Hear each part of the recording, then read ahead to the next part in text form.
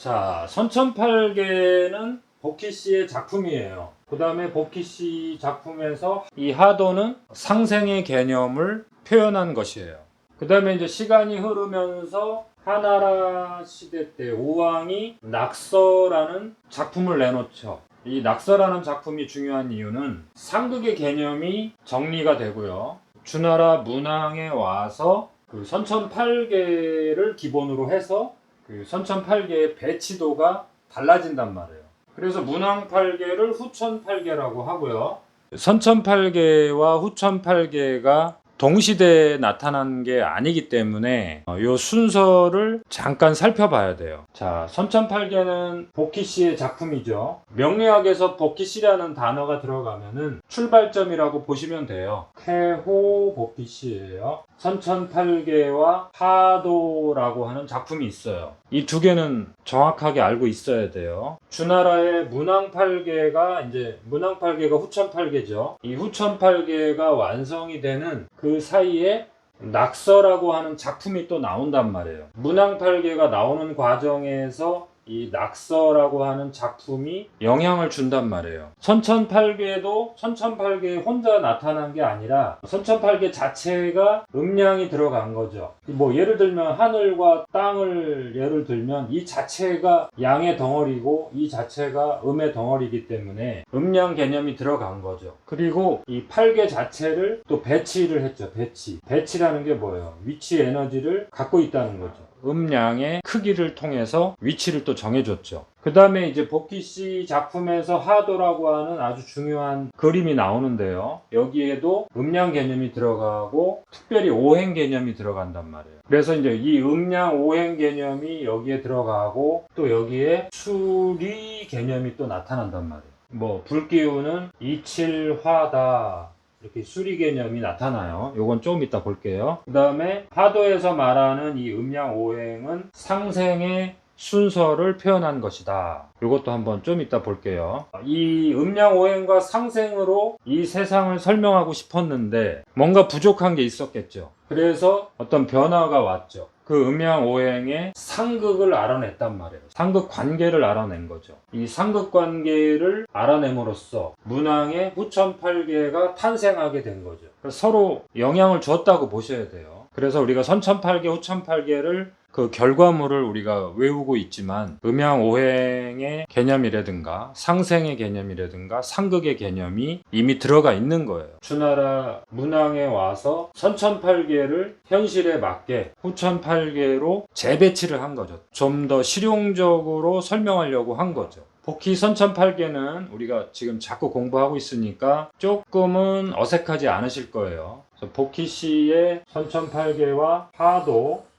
자, 복희씨의 선천팔계는 하늘과 땅이 중심이죠. 당연하겠죠. 우리가 살고 있는 우주 자연을 이해하기 위해서 하늘과 땅을 기준으로 이해해야 되겠죠. 이게 나중에 문왕팔계에서는 하늘의 대표 에너지인 불, 땅의 대표 에너지인 물, 그래서 불과 물로 바뀌죠. 그래서 천지가 바뀌면 불과 물의 시대가 되죠. 이게 이제 중심축이라는 거죠. 그러니까 중심축은 상하로 기준으로 보시고요. 근데 이제 나중에 문왕팔계에서는 이 하늘을 불로 바뀌고 이 땅을 상징하는 물로 바뀌는 거예요. 그러니까 복희 선천팔계는 우리가 살고 있는 환경 그 자체의 공간을 그대로 배치한 거죠. 이것도 대단히 중요한 거죠. 기본 틀을 선천팔계에서 찾아냈다고 보시면 되죠. 그리고 그 복희 선천팔계는 음양 개념이 이미 나온 거죠.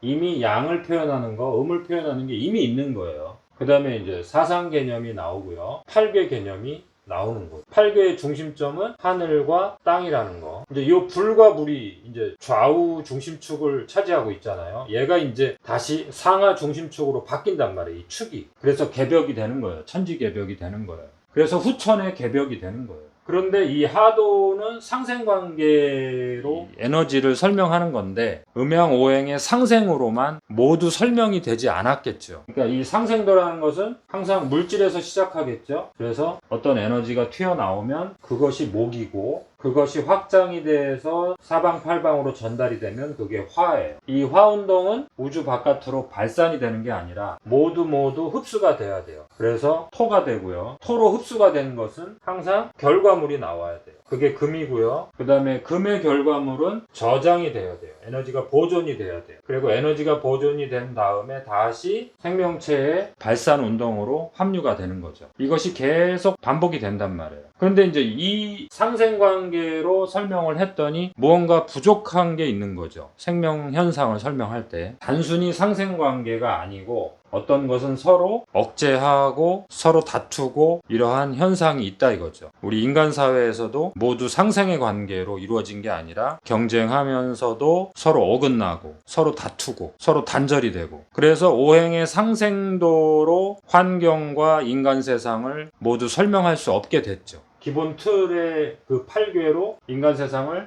도저히 설명할 수가 없었죠. 틀에서 벗어나고 서로 다투고 이런 상황들이 많이 발생을 했단 말이에요. 그러니까 복희씨의 선천팔계와 하도로 모든 걸 설명할 수 있었으면 거기서 그냥 멈춰도 되는데 그것이 불가능하게 됐단 말이에요. 그래서 나온 이론이 뭐죠? 낙서란 말이에요. 낙서. 그러니까 상생의 관계로 에너지를 모두 설명할 수 없었단 말이에요. 그래서 상극의 개념이 필요하게 된 거죠. 그래서 상생과 상극의 관계로서 정교하게 에너지 관계를 설명할 수 있었던 거죠. 그래서 이 상극도가 8궤에 개입이 되겠죠. 위치 변화를 일으키죠. 이 낙서에서도 이 하도에 뭐가 바뀌어요? 위치가 바뀌죠. 그리고 이 문왕팔계도 뭐의 위치가 바뀌겠어요? 선천팔계의 위치가 변화가 오겠죠. 그래서 소천팔계는 단순히 시간이 지나서 탄생한 게 아니라 여러 가지 그 과정이 있었다, 이렇게 기억을 해주세요. 그리고 기준점은 환경의 기본 틀, 생명의 기본 틀이 바뀐 거죠. 나중에는 이제 공자님, 주희, 여러 학자들의 이론이 들어가면서 최종적으로는 사서삼경의 하나인 역경이 탄생을 하는 거고, 이게 이제 과거 시험 과목이었단 말이에요. 나라를 다스리는데 활용을 했고요. 그 다음에 이것을 전문적으로 또 공부하는 분들도 있었고요. 자, 그 근간에는 복희의 선천팔계, 하도, 낙서, 문왕의 호천팔계가 있었다는 거, 이 정도는 그래도 알고 계셔야 돼요. 그 2대 작품이 있죠. 선천팔계와 하도. 그 다음에 낙서라는 게 나오죠. 낙서가 나중에 나온 거죠. 공통점이 있죠. 그림으로 보여준 거죠. 점을 찍었네요. 까맣게 칠한 점은 음을 상징하고요. 음은 짝수로 보시면 돼요. 까맣게 칠하지 않은 것은 양기라고 보시면 돼요. 홀수는 색깔을 칠하지 않았죠. 까맣게 칠하지 않았죠. 그렇게 구분하시면 되고요. 제일 밑에 수가 있고 제일 위에 화가 있네요. 금이 있고요. 목이 있고요. 중앙에 토가 있네요. 이 그림은 상생의 관계를 표현하는 거예요. 수생목, 목생화, 화생토, 토생금, 금생수. 그래서 이 하도는 목화토금수라고 하는 상생관계를 알려줄 뿐만 아니라 목 에너지는 양기 3, 음기 8, 3대 8의 비율을 갖고 있고요. 화 에너지는 2대 7, 금 에너지는 4대 9, 수 에너지는 1대 6, 토 에너지는 5대 10. 5대 10을 약분하면 1대 2가 되겠죠. 가장 이제 음양 비율이 균형을 이뤘을 때를 토라고 하는 거죠. 그런데 이제 이 음양 오행의 상생으로 자연환경과 인간 세상을 설명하는데 분명히 부족했겠죠. 그러니까 뭐가 탄생을 해요? 낙서가 탄생을 하는 거예요. 이 낙서의 가장 큰 특징은 하도와 다르게 배치했다는 거죠. 어디를 다르게 배치했어요? 불기운과 금기운을 바꿔놨죠. 겉보기에는 우선 그게 가장 큰 변화죠. 그 다음에 한번 보세요. 27화, 38목, 이 에너지를 분리시켜 놨죠. 3과 8을 분리시켜 놨죠. 4와 9를 분리시켜 놨고, 2와 7을 분리시켜 놨고, 1과 6을 분리시켜 놨죠. 그 다음에 5와 10, 10이 어디로 갔네요. 그쵸? 10이 없어졌어요. 없어진 이유가 분명히 있겠죠. 그리고 중심축을 보세요. 중심축은 모두 다 양기로 되어 있죠. 1, 3, 9, 7, 5. 이 중심축은 모두 양기로 되어 있죠. 양해수로 되어 있죠. 1, 3, 5, 7, 9로 되어 있죠. 그래서 후천의 삶의 에너지는 중심점을 표시하고 있죠. 그 다음에 음기들은 모서리로 갔죠. 모서리.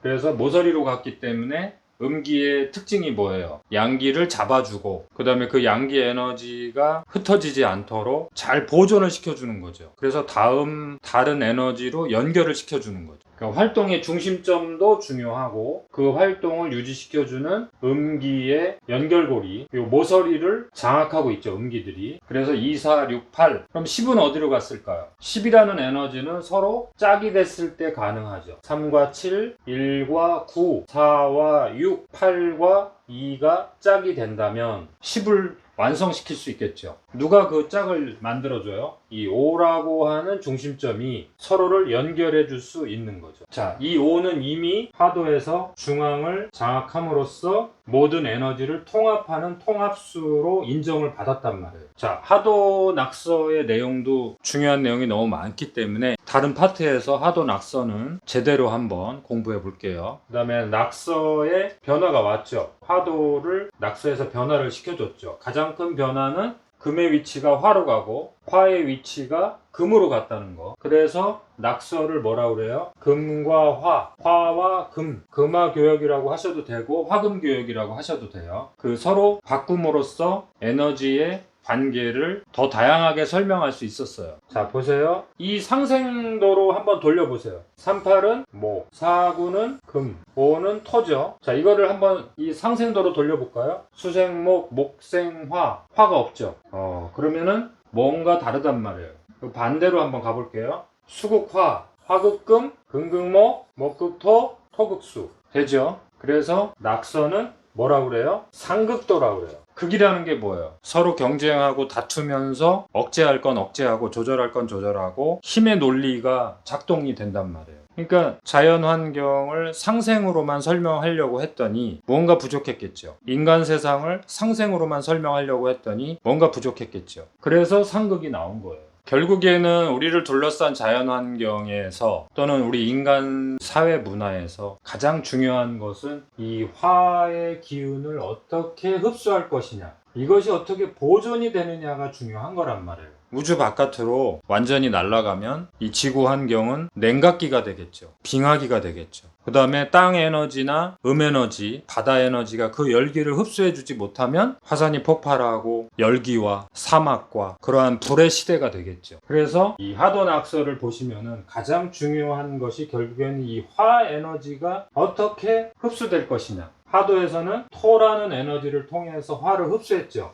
낙서에서는 화라는 에너지를 금의 위치에 둠으로써 화금교역을 이루고 있죠. 그래서 최종적으로는 여기는 상생의 에너지를 설명한 거고요. 이쪽은 상극의 에너지를 설명한 거예요. 그렇지만 상생과 상극은 동시에 일어나는 거죠. 자, 수에서 목이 생하고 목에서 화가 생하고 화에서 토가 생하고 토에서 금이 생하고 금에서 수가 생하죠. 수에서 화를 극하고 화는 금을 극하고 금은 목을 극하고 목은 토를 극하고 토는 수를 극하죠. 이것이 동시에 일어나는 거예요. 그래야지 무엇이 만들어져요?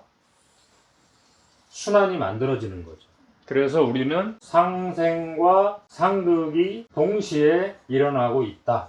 그래야지 순환이 된다. 이걸 이해하셔야 되겠죠? 그리고 이 상생과도 같은 것을 뭐라 그래요? 이게 기본 틀이죠. 기본 틀의 운동을 선천팔계라고 하죠. 그리고 여기에 뭐가 개입을 하여? 상극, 낙서의 상극의 개념이 도입이 되면서 후천팔계가 탄생을 하죠. 그래서 후천팔계는 당연히 선천팔계를 바탕으로 나오겠죠. 근데 여기 뭐의 개념이 들어가요? 낙서의 상극 개념이 들어가서 변화무쌍한 세상을 제대로 설명하고 싶었던 거예요. 그래서 하늘의 위치에 뭐가 장악을 해요? 불이 장악을 하죠. 땅의 위치에 뭐가 장악을 하죠? 물이 장악을 하죠. 이 상하가 항상 중심축이라고 보세요. 그리고 이 불기운을 누가 흡수해줘요?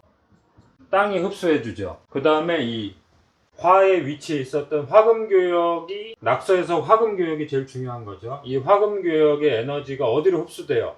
금으로 오죠. 그게 택괴죠. 택괴. 이 태가 금의 영역을 장악한단 말이에요. 그래서 중심축은 물과 불로 바뀌네요. 이 리괴와 감괴가 후천의 중심축이 되는 거예요.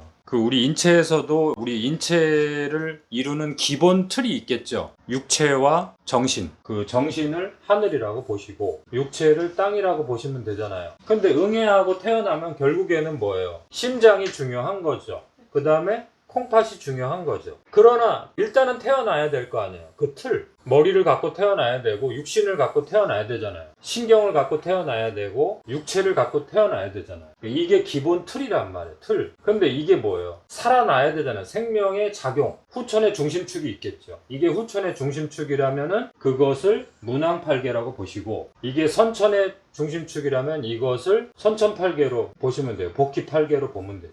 우리 인체에서도 그렇게 적용을 하실 수가 있는 거고 자연 환경에서도 적용을 할 수 있는 거죠. 자, 다음 시간에 다른 주제로 만나 뵐게요.